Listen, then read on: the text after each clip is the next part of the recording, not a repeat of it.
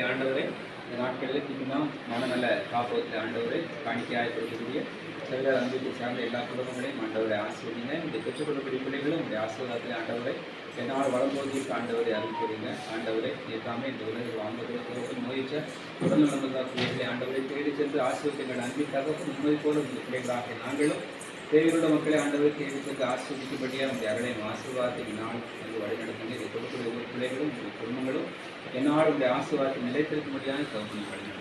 ஆண்டவராகிய கிறிஸ்து வழியாக நாம் கடக்கிறோம். எங்கள் தந்தையே மாற்றி